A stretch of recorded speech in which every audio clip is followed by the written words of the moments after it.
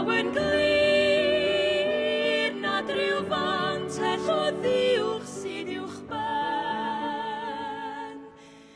Mewn oes a fi, swyn y ser ar bob tŷ, nid craig oer yw y lloer, mae hi'n awen yn ddisglair wen.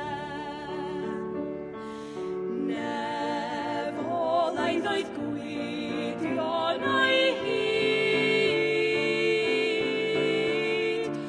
o'n brofi swyn o hyd, dyn a'i gwnaeth yn fyd.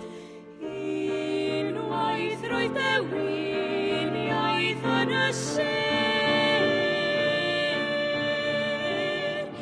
lledrith fi'n ei swyn ac yn ei hyd.